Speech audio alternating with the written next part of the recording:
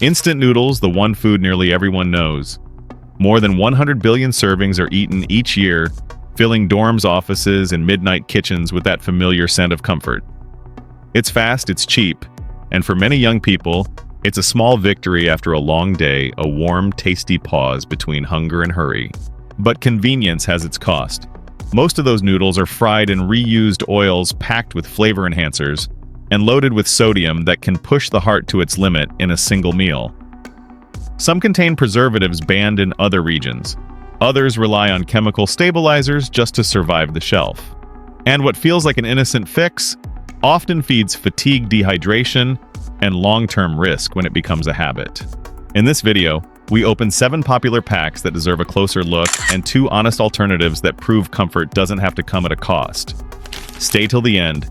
Awareness starts here. For his Maruchan instant lunch, steam rises softly from the cup, that small swirl of comfort that needs nothing more than boiling water and a minute of patience.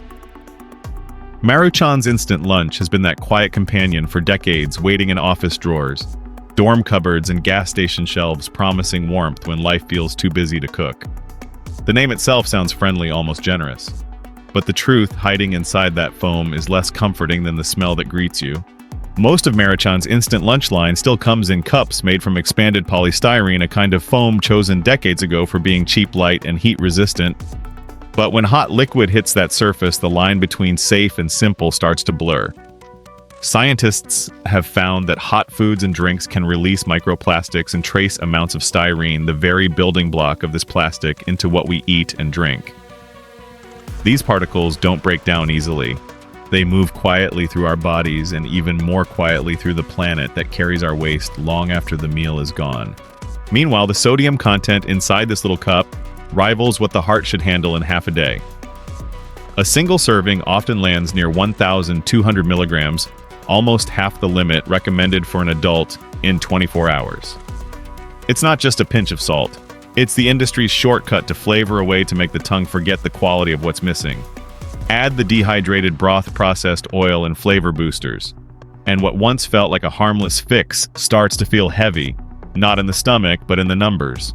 In practice, it's not that one cup will hurt you. It's what happens when just one becomes the rule instead of the exception. Many older adults reach for instant noodles because they're affordable, soft to chew, and comforting on tired days. Yet those are the same people whose hearts and kidneys carry the hardest burden from that level of sodium.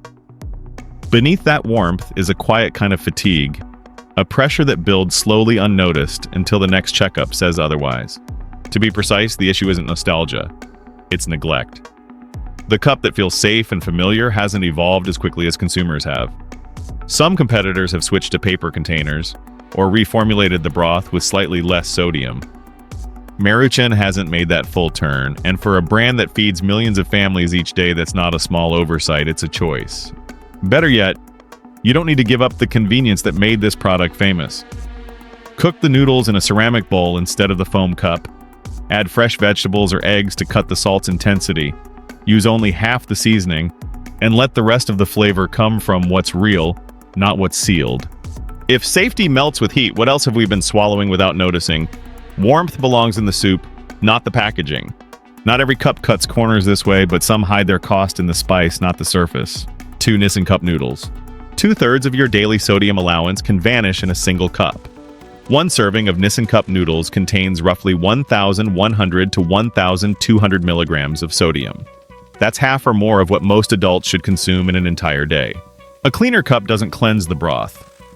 On the surface, the packaging appears friendlier, foam cups replaced by paper, a subtle upgrade.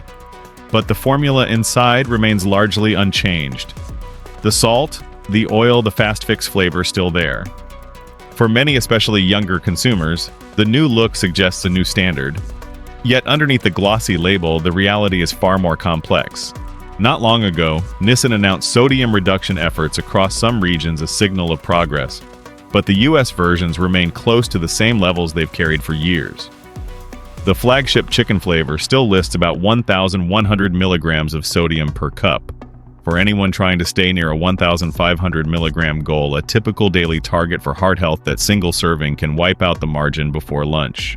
In practice, it goes like this. You buy it on a busy night, boil water, stir in the seasoning, and feel done. But what's happening inside the body is quieter. Sodium pulls in water, raises blood pressure, and strains the kidneys.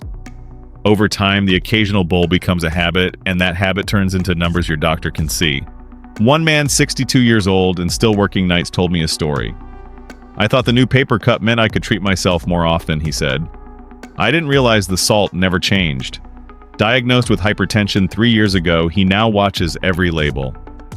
"I regret those late nights when I reached for one more thinking it was harmless." His voice carried no anger, just quiet realization. That's the real heart of it when packaging evolves, but content doesn't trust dissolves in the broth. A product that once symbolized modern convenience begins to feel like a relic of denial. The comfort is still there, but it comes salted with consequence. So what can you do? Treat the cup as half a meal, not the whole story. Use half the seasoning. Add fresh vegetables, tofu, or an egg. Drink water after, not soda. Share it, stretch it, make it yours. You don't have to abandon convenience to reclaim control. You just have to read beyond the design. Progress matters, but salt counts more. Some favorites hide their cost in the spice, not the cup. And the next one, that bright red packet everyone knows, proves just how much flavor can cost. 3. Nongshim shin ramyun. Why does something this spicy feel like safety to millions? Flavor is loud. The sodium is louder. One packet of Nongshim shin ramyun, the red icon found from Seoul to San Francisco, carries roughly 1,800 milligrams of sodium, nearly an entire day's recommended allowance for an adult. And in early 2023, health authorities in Taiwan recalled several thousand bowls of this very brand after detecting traces of ethylene oxide, a sterilizing chemical banned in food across much of the world. It was a local incident, yes, but it revealed something far bigger than a batch problem. This isn't about one company slipping up. It's about an industry formula, a recipe designed to win twice, once on your tongue and once in your memory. High sodium refined palm oil and aggressive spice are not accidents. They are deliberate tools of engineering. Salt keeps flavor anchored. Oil spreads it across every surface of your mouth. Heat floods the brain with endorphins. Together, they form what food scientists quietly call a crave loop, a cycle that guarantees the next purchase before the current bite is even finished. Economically, this loop is gold. Reformulating means new testing, new labeling, and possible customer loss. Keeping the same base across continents guarantees consistency and scale.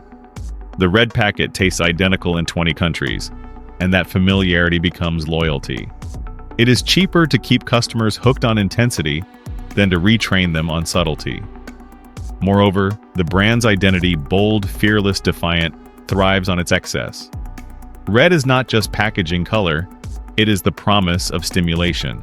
For the company, the math works. For consumers, the math lands in the bloodstream. Excess sodium pulls water into the vessels, raises pressure, and taxes the kidneys. It is not poison in one meal, but repetition makes it cumulative. The irony is that the same product marketed as energy can quietly drain it over years. Behind every statistic is someone like David, a Korean-American man in his mid-40s, who still calls shin ramyun the taste of home. He grew up with it, the smell of red chili paste, the sound of noodles slurped after long shifts. But 3 years ago, his doctor drew a quiet line: elevated blood pressure, early kidney stress, sodium overload. It felt impossible, David said. How could comfort become risk? He hasn't stopped completely, but now he treats each pack as a reminder, not a reward. Sometimes I open the cabinet, see the red, and close it again. That's what makes shin ramyun more than a meal, it's a mirror. A mirror showing how food systems learn to trade our biology for reliability. The same boldness that built the brand also built dependence. And yet calling it evil misses the point. It is design responding perfectly to demand: fast, fiery, and unforgettable. If the burn keeps us coming back, who's really in control, the company or the craving? The broth still burns bright, but what it leaves behind burns quieter. Because the next one doesn't just bottle the fire, it sells the challenge itself. 4. Samyang buldak hot chicken. I've got to admit, I used to eat this and enjoy it. The black pack, the red flames, the cartoon chicken breathing fire, it all felt exciting, almost empowering. But it took 3 tries to realize the burn wasn't flavor. It was biology tricking me into coming back. Samyang's buldak hot chicken turned that instinct into an empire. One packet averages about 1,200 milligrams of sodium, already enough to strain your heart in half a day. and layers it with capsicum extract that can hit over 10,000 Scoville units. In 2024, regulators in Denmark even recalled several extreme spice variants, warning they could cause acute discomfort, especially in children. But discomfort is part of the appeal. That's the business model. You buy it for the pain, then tell the world you survived it. So why do we still crave it? When capsaicin, the active compound in chili, hits your tongue, your brain mistakes it for pain. In response, it floods your body with endorphins and adrenaline, the same chemicals released after a workout or a thrill ride. For a few minutes, you feel euphoric. The body rewards you for surviving what it thinks was danger. That rush, that sting that fades into warmth, that's the hook. The brain quietly stores it as pleasure. And the next time you see that fiery red package, it remembers the high, not the hurt.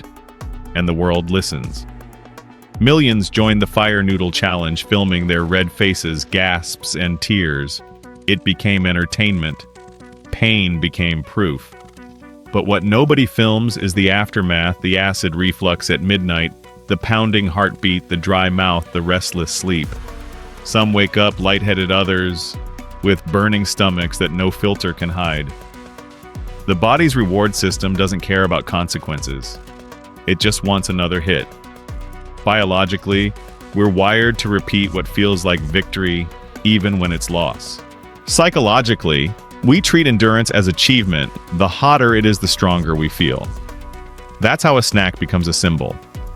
A packet of noodles turns into a badge of bravery, and bravery becomes a marketable emotion. I met a young content creator who once built an entire channel around eating buldak every day. He laughed when he talked about the views, millions, he said proudly, but then paused. After a while, my body started saying no. My throat burned for hours. I couldn't sleep. I still did it until one day I couldn't finish half a cup. He ended up in the hospital with gastritis. I chased the burn for the camera, he told me, but the pain stayed off screen. The truth is, it's not just Samyang. It's us. We've mistaken stimulation for satisfaction and endurance for joy. The fire feels like control until the body reminds us who's really in charge. The burn fades fast, but the habit lingers longer than the heat. And some brands don't sell fire or thrill, they sell cheapness itself. That kind of illusion can hurt just as deeply. Shinkwatogi Jin Ramen. The next one doesn't have high sodium. It isn't insanely spicy either, but its problem is far more bitter. Authoritative Jin Ramen, mild yellow package, the kind that sits in cupboards for years, is one of Korea's most trusted exports. It's calm, balanced, cheap, and familiar. A comfort food for those who've grown tired of the fire. But beneath that warmth lies a quieter cost, not danger, but decline. One pack sells for roughly $1, feeding millions of students, workers, and retirees around the world. That price is the heart of its success and its tragedy. To make something that cheap, the company relies on a process built on speed, not flavor. The noodles are flash fried in refined palm oil made from bleached wheat flour, then dried and coated with a fine film of seasoning. The broth base, mild and uniform, comes from synthetic enhancers and powdered extracts that mimic depth without ever earning it. The result is a meal that fills but rarely satisfies. Take a moment to picture it. The steam rises softly. The aroma fades fast. The first bite feels fine, but the second already feels tired. The noodles lose spring within minutes. The broth is glossy but shallow, leaving a faint greasy residue on the lips. It's warm, yes, but strangely hollow, like a song played one note too long. And that's the truth most people taste without naming. It's not bad, it's just empty. Economically, that emptiness makes sense. Real broth takes time and ingredients. Flavor extracted from bone or kelp costs more than powdered shortcuts. When a factory has to produce tens of thousands of packs per hour, the system rewards efficiency, not craft. Every extra second of simmering is money lost. Every layer of real flavor is replaced by precision chemistry that tastes close enough. For the company, it's survival. For the consumer, it's surrender. Jin Ramen isn't built to impress, it's built to persist. It offers the illusion of stability in an unstable world, especially for those living alone, counting change, or simply too tired to cook. One elderly man I spoke to said he buys it by the case. It's all I can afford, he admitted, and it keeps me full. When asked how it tastes, he smiled faintly. It tastes like being alone, but it's warm. That's the unseen toll of a system that measures success by output, not nourishment. The very process that makes this ramen affordable also strips away what once made food human patience, balance, and care. What's left is a product that works perfectly for its price and terribly for the soul. If food fills us but leaves us empty, what kind of hunger are we really feeding? The bowl is full, but the flavor is gone, and that's the real price of cheap comfort. Say Indomie goreng. It's the one brand you can find anywhere from Lagos to Los Angeles. But being everywhere doesn't mean being safe. Indomie goreng is more than just instant noodles. It's a global comfort symbol. Students abroad, workers far from home, and entire families turn to it as the one taste that never changes. The shiny packet, the familiar aroma of sweet soy and fried shallots all promise connection and stability in a restless world. Yet beneath that comfort lies something fragile, a chain of shortcuts stretched thin across continents.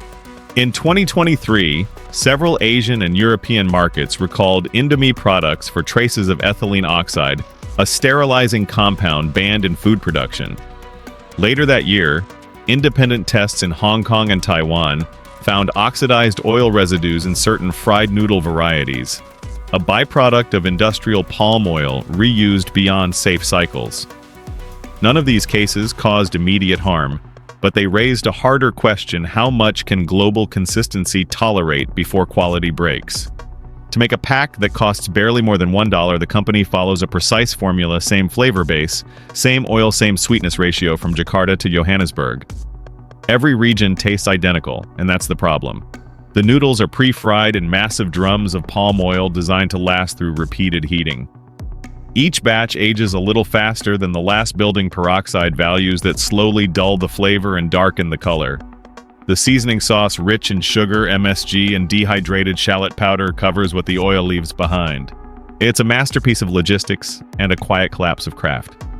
The product works, sells, and satisfies, but once you notice the thin layer of grease on the tongue, the faint metallic aftertaste in the broth, or how the sweetness clings longer than it should, you can't untaste it. That residue is the cost of efficiency. For millions who grew up with it, though, the taste is emotional currency. It's the smell of my mother's kitchen, one student said, even if it comes from a packet. That's what makes this story harder. It isn't betrayal by malice, but by scale. The larger the reach, the smaller the attention. Experts have been sounding the alarm for years. Food safety analyst Dr. Lina Raman calls it a textbook case of globalization outpacing regulation. She explains that maintaining flavor stability across more than 100 countries inevitably relies on chemical uniformity, preservatives, antioxidants, and thermal oils pushed beyond their design lifespan. Professor Michael Gao, a nutrition economist, adds, "The danger isn't in one meal. It's in the assumption that familiarity equals safety. That's the slow erosion of trust. Indomie still feeds millions, and it likely will for decades.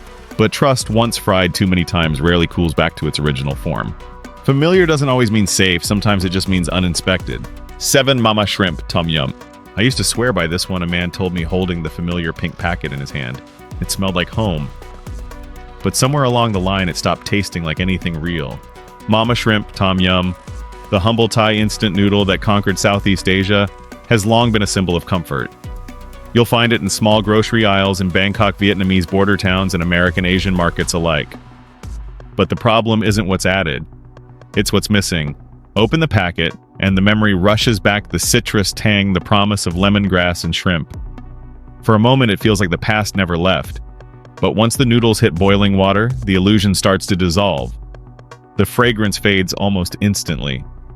The soup turns glossy yet hollow, and the first spoonful delivers a quick shock of flavor before collapsing into a flat, salty aftertaste. That's because the shrimp in this famous shrimp tom yum isn't shrimp at all, at least not in any meaningful way. What gives it that sharp seafood scent is a hydrolyzed protein base, a mix of synthetic aroma esters, and trace amounts of powdered shrimp extract. The tangy, fresh note comes from citric acid, not lime. Even the lemongrass is recreated in a flavor lab, a vapor of chemicals meant to trick the senses into believing something living is in the bowl. Why? Because real freshness costs time, and time doesn't fit in a production line. Industrial flavor houses in Bangkok and Kuala Lumpur now design formulas where scent explodes fast and fades faster so that customers perceive freshness in the first few seconds. In other words, the product is engineered to impress your nose before it disappoints your tongue. It's not deception in the legal sense. It's deception in the emotional one. Nostalgia covers what scrutiny would reveal. It's the smell of my childhood, one Thai immigrant in California said. I kept buying it to remember home until I realized home shouldn't taste like chemicals. Experts agree that this is the quiet cost of industrial flavor design. Dr. Peter Huang, a sensory chemist specializing in volatile compounds, explains. These instant formulas rely on short-life esters. They mimic real herbs beautifully, but evaporate in minutes. That's why you get intensity at first, and emptiness right after. Food historian Nari Jitama adds, Tom Yum used to be about patience, balancing heat, sour, and citrus. Now it's about simulation. It teaches us how quickly culture can be diluted when convenience leads the recipe. Mama's noodles aren't evil, they're efficient. But efficiency and authenticity rarely share the same pot. The steam still rises, but the story has cooled because the past can't be bottled forever. And yet, somewhere beyond this aisle, a few honest names are proving that flavor can still survive time without pretending to be it. 8 Paldo Clean Bowl. After 7 aisles of salt, oil, and illusion, the next cup feels almost quiet. No explosion of spice, no perfume of artificial lime. Just a bowl that dares to be simple. Paldo Clean Bowl, a lesser-known South Korean brand, doesn't try to shout its way onto your tongue. It just sits there clear and honest, a small reminder that not all convenience has to come with compromise. The noodles are air-dried, not fried. The ingredient list fits on a single panel. There's no MSG, no hidden emulsifiers, no flavor enhancers pretending to be freshness. When you open it, there's no cloud of smell rushing out to prove a point. The broth starts mild, light amber in color, built from dried kelp onion and a gentle soy note. It doesn't attack your senses, it grows on them. The noodles have a soft bounce, the kind that holds its shape without oil's gloss. And when you finish, there's no greasy film, no lingering bitterness. Just warmth, plain and clean. In a world of flashy flavors and fire logos, that quietness feels almost radical. While others race for intensity, Paldo seems content with honesty. It trades the thrill for trust, the noise for calm. The shelf life is shorter, the price a bit higher, around $2 a bowl, but the difference is something you feel, not just taste. American consumers have started noticing. I bought it once because the label looked honest, one shopper from Oregon said. Now I keep a few cups for nights I don't want my dinner to scream at me.